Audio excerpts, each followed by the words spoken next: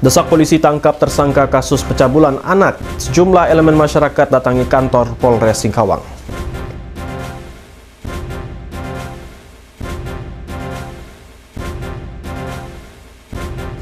Satgas Ketahanan Pangan Kota Pontianak monitoring harga dan stok pangan di pasar modern dan pasar tradisional di Kota Pontianak.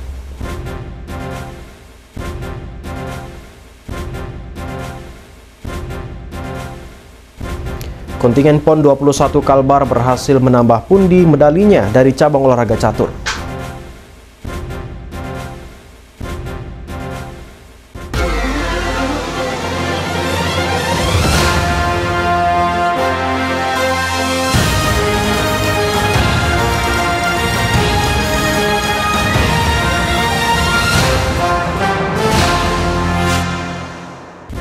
Halo pemirsa, apa kabar?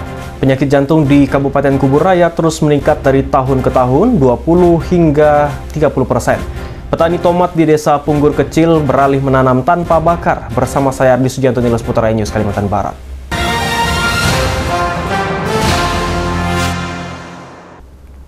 Kita ke informasi yang pertama, pemirsa, desak polisi tangkap tersangka kasus pencabulan anak. Sejumlah elemen masyarakat datangi kantor Polres Singkawang. Mereka mengklaim bakal mengamankan sendiri tersangka jika Polres tak menangkap tersangka saat dilantik sebagai anggota DPRD. Sejumlah elemen masyarakat dari berbagai organisasi masyarakat dan sejumlah mahasiswa datangi kantor Polres Singkawang. Mereka mendesak agar polisi segera menangkap anggota DPRD Singkawang yang terpilih berinisial HA, yang sudah ditetapkan sebagai tersangka terkait kasus pencabulan anak. Bahkan apabila HA hadir dalam pelantikan sebagai anggota DPRD, mereka akan mengklaim mengamankan sendiri HA untuk kemudian dibawa ke Polres Singkawang. Rencana kami akan persiapkan untuk undangan mengadakan untuk kegiatan ini aksi di tanggal 17. Di tanggal 17 ini. Tuntutannya untuk menahan yang bersangkutan dengan alasan kami pertama, yang bersangkutan itu dalam tahap penyembuhan penyakit di batas tanggal 27 itu. Ya. Kenapa dia harus minta dilantik?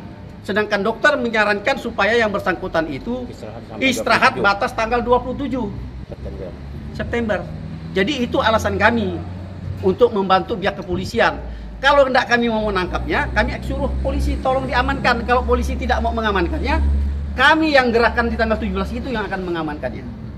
Sementara saat ini pihak kepolisian masih belum dapat melakukan pemeriksaan terhadap HA usai ditetapkan sebagai tersangka.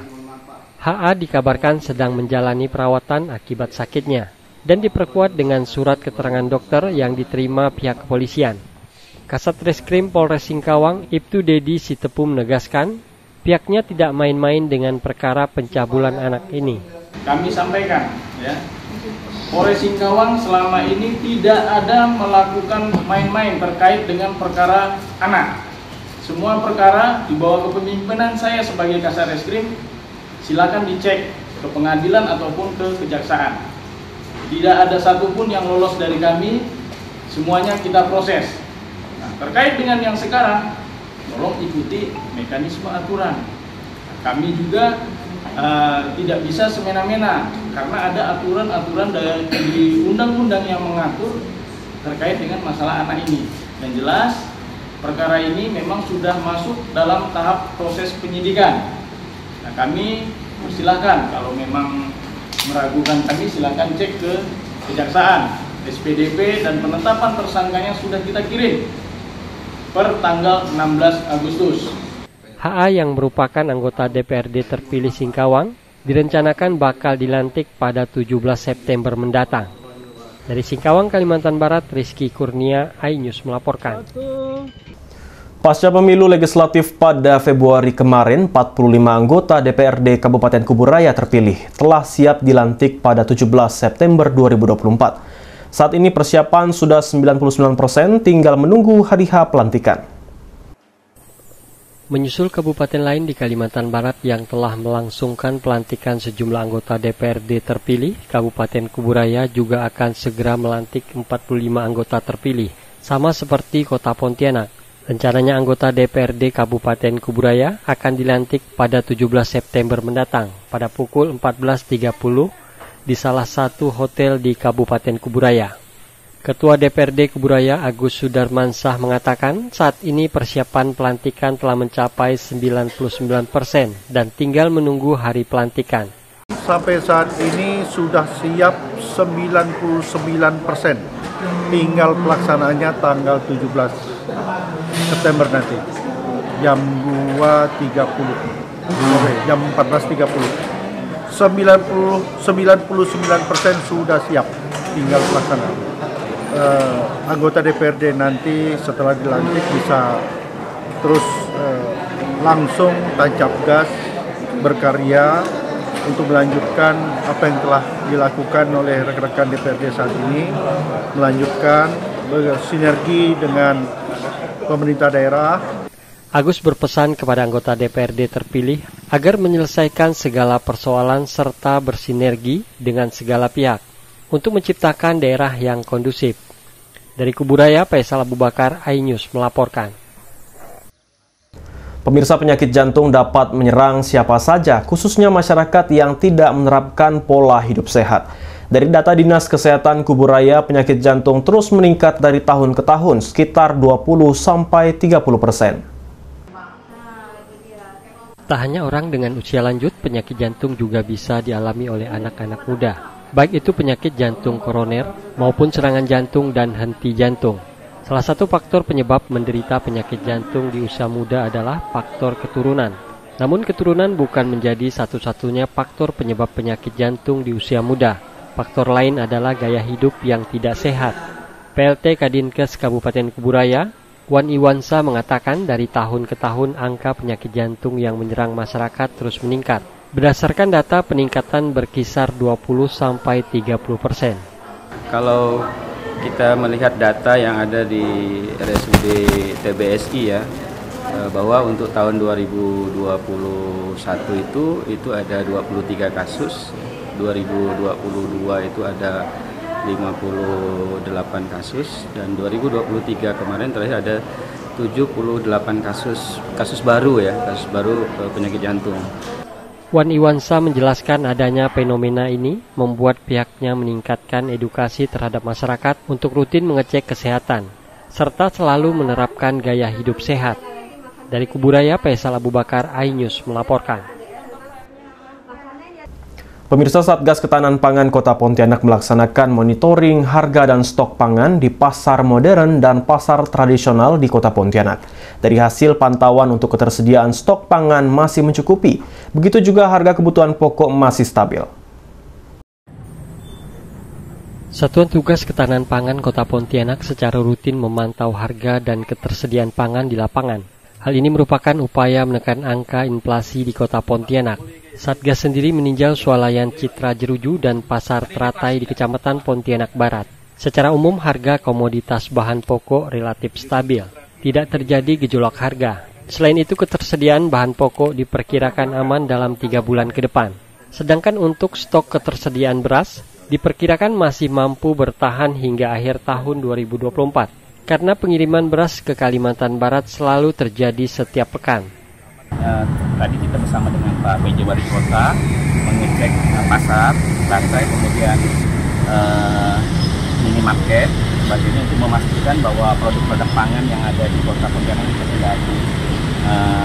Kemudian kita juga memastikan bahwa stok itu ada. Tadi kita mengecek harga daging ayam yang beberapa hari terjadi fluktuasi, tapi itu masih pada kisaran 20 di bawah 30 ribuan lah, artinya masih di bawah harga yang kita tentukan. Kemudian kita tadi sudah memastikan bahwa gula, beras, minyak tersedia.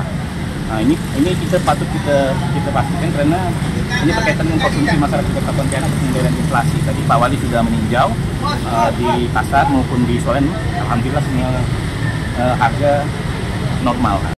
Yamin menambahkan dari pantauan Satgas Ketahanan Pangan di Pasar Teratai, untuk harga beras medium Rp14.000 per kilogram, beras SPHP Rp13.100 per kilogram, cabai rawit merah Rp75.000 per kilogram, cabai rawit hijau Rp50.000 per kilogram, minyak goreng kemasan premium Rp18.333 per liter, daging ayam ras Rp28.333 per kilogram. dan telur ayam Rp29.667 per kilogram. Dari Pontianak, Barlian Pasore, iNews melaporkan. Cabang catur tambah pundi medali. Informasi untuk Anda setelah pesan-pesan berikut ini.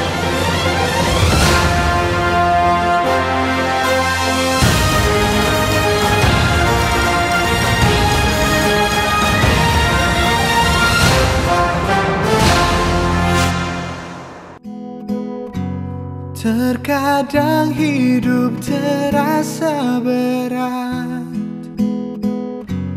tak mengerti akan hidup ini. Namun di balik semua cobaan,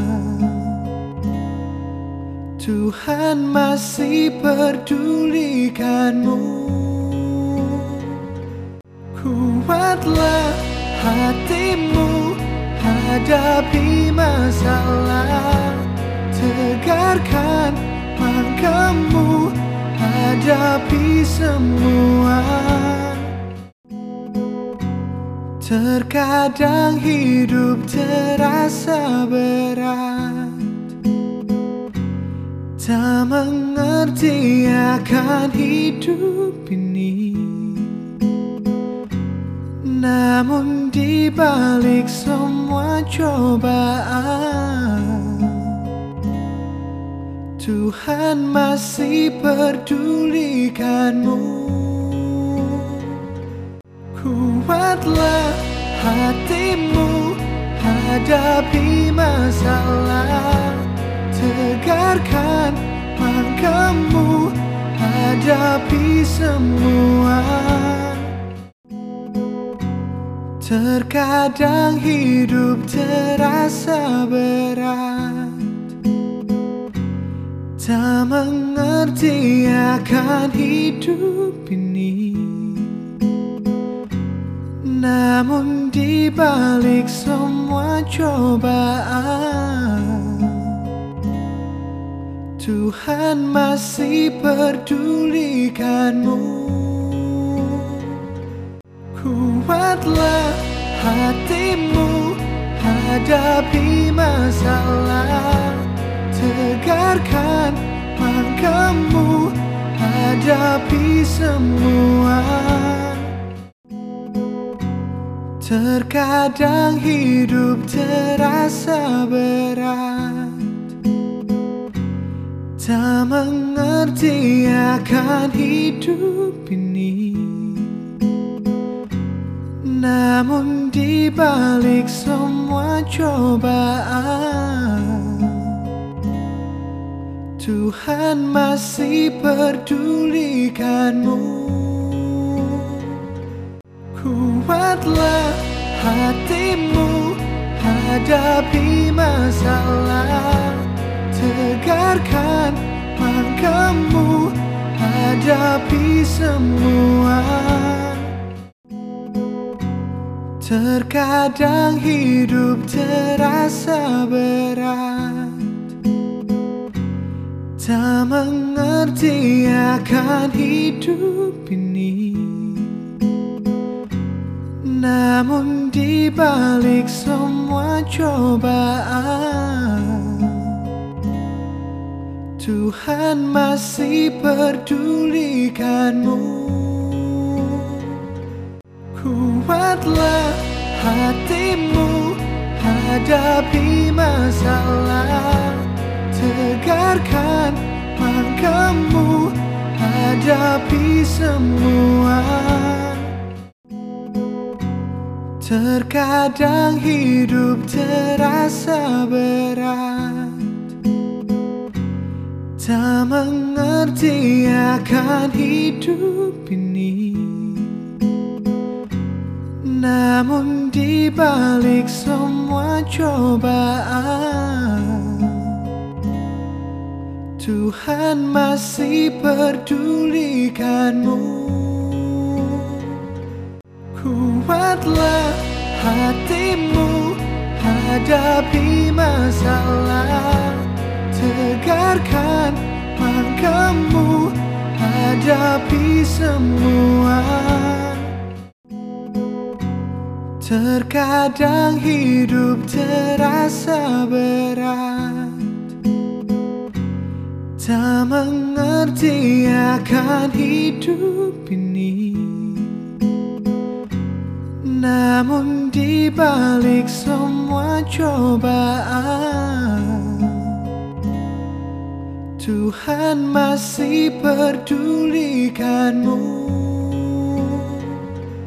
Kuatlah hatimu, hadapi masalah.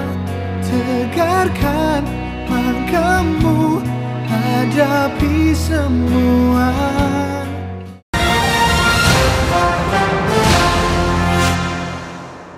Pemirsa, saat ini para petani masih memanfaatkan tanah bakar untuk memulai bercocok tanam. Namun seiring berjalannya waktu, para petani mulai beralih menanam tanpa bakar. Tanam tanpa bakar yang saat ini juga diterapkan para petani tomat di Desa Punggur Kecil, Kabupaten Kuburaya, dinilai menghasilkan panen yang lebih berlimpah. Di musim curah hujan yang minim, para petani dihimbau untuk tidak membuka lahan dengan cara membakar, agar tidak menimbulkan kabut asap yang mencemari udara bersih. Seiring berjalannya waktu, sejumlah petani di Kabupaten Kuburaya saat ini mulai beralih dengan metode menggunakan lapisan penutup organik di bedengan lahan pertani seperti daun dan rumput kering yang didapat dari sekitar kebun. Petani tomat di Desa Punggur Kecil Solihin mengatakan, metode ini memiliki manfaat sangat banyak, baik dari modal dan cuaca berubah. Selain itu, hasil tanaman tomat juga melimpah. Baru mengalami untuk satu musim saat ini, baru pertama mulai gitu kan, dari yayasan Phil itu. Manfaatnya sangat banyak, terutama dari modal gitu kan, lebih irit dan aman untuk bedengannya itu. Ketika musim hujan tidak tidak gugur gitu bedengannya itu, jadi tetap terjaga gitu. Jadi pohon-pohonnya tetap terjaga gitu. Sekali panen itu biasa kurang lebih 200 kilo gitu. Solihin menjelaskan dirinya menargetkan hasil panen kali ini bisa mencapai 15 kali, yang setiap satu kali panen dapat menghasilkan 200 kilo tomat yang ia jual ke pengepul. Dari Kuburaya, Faisal Abu Bakar, iNews melaporkan. Pemirsa, Basnas Kota Pontianak bersama dengan Dinas Kesehatan Kota Pontianak dan unit pengumpul zakat Masjid Agung Al-Falah melaksanakan pemeriksaan kesehatan gratis kepada masyarakat kurang mampu di halaman Masjid Al-Falah, Kecamatan Pontianak Barat. Untuk membantu kaum duafa atau warga kurang mampu di sekitar masjid, Basnas Kota Pontianak bekerjasama dengan Dinas Kesehatan Kota dan UPZ Masjid Agung Al-Falah melaksanakan pemeriksaan kesehatan gratis untuk membantu para kaum duafa mendapatkan akses layanan kesehatan yang prima. Ketua Basnas Kota Pontianak, Sulaiman, mengatakan program layanan kesehatan gratis ini merupakan program rutin tahunan yang dilaksanakan oleh Basnas Kota Pontianak. Ditargetkan sebanyak 50 orang kaum duafa mendapatkan layanan kesehatan. Layanan kesehatan gratis ini akan dilaksanakan sebulan 2 kali dengan pembagian 6 kecamatan secara bergantian. Program layanan gratis ini kita sudah, ini yang keempat, tahun yang keempat. Jadi kita keliling di 6 kecamatan. Jadi memang sasaran kami adalah UPZ Masjid. UPZ Masjid yang ada di Kota Pontianak. Kalau rentang umur kita tidak ada, ya, dari anak-anak sampai lansia. Jadi memang data ini kami ambil dari masjid. Jadi UPZ Masjid yang mendata, terutama yang duafa yang di sekitar masjid. Jadi memang kami utamakan yang di sekitar masjid. Ya kami targetkan memang 50, tapi terkadang sampai 6-70 orang yang hadir. Gitu. Pemeriksaan yang dilakukan antara lain cek gula darah, kolesterol, dan lainnya. Selain itu, kaum duafa yang telah selesai diperiksa kesehatannya juga mendapatkan paket sembako yang sudah terdata oleh UPZ Masjid. Dari Pontianak, Barlian Pasore, iNews melaporkan. Pemirsa, kontingen PON 21 Kalbar berhasil menambah pundi medalinya dari cabang olahraga catur atas nama Muhammad Kamal Syah. Kamal berhasil menuntaskan 9 babak dengan posisi akhir pada peringkat ketiga. Keberhasilan kontingen PON 21 Kalimantan Barat ditunjukkan dari cabang catur. atas nama Muhammad Kamal Syah dengan meraih perunggu. Bertanding di nomor catur kilat selama 2 hari, dari tanggal 10 sampai 11 September di Ballroom Mickey Holiday Resort Hotel Berstagi, Kabupaten Karo, Provinsi Sumatera Utara. Kamal berhasil menuntaskan 9 babak dengan posisi akhir pada peringkat ketiga. Ketua KONI Kota Pontianak, Nanang Setiabudi, memberikan apresiasi yang tinggi kepada Muhammad Kamal Syah dengan mengalungkan medali serta menyerahkan tali asih kepada peraih medali PON 21 Aceh Medan 2024 yang sudah berjuang dan memberikan prestasi terbaik bagi kontingen Kalimantan Barat. Ananda Kamal Syah selaku atlet Percasi Kota Pontianak atas peraihan medali perunggu di kelas catur kilat untuk PON 21 tahun 2024 di Sumatera Utara, Medan, Prastagi. Ya, tentu harapan kami dari KONI Kota Pontianak mewakili KONI Provinsi Kalimantan Barat berharap pada Ananda Kamal Syah besok di kelas catur cepat dan kelas catur standar kami bermohon untuk bisa meraih medali yang terbaik untuk Provinsi Kalimantan Barat. Kamal, perasaannya udah dapat medali di PON? Senang sekali. Yang awalnya saya mungkin yang harus Kamal mengucapkan banyak terima kasih kepada seluruh pengurus KONI Kalimantan Barat dan KONI Kota Pontianak yang telah menyaksikan pertandingan dirinya serta berhasil merebut tempat ketiga. Semoga seluruh atlet PON Kalimantan Barat bisa meraih prestasi gemilang. Dari Medan, Barlian Pasore, iNews melaporkan. Pemirsa, informasi tadi sekaligus menutup perjumpaan kita pada hari ini. Saya Ardi Sujanto beserta seluruh tim redaksi yang bertugas pamit undur diri. Selamat beraktivitas dan sampai jumpa.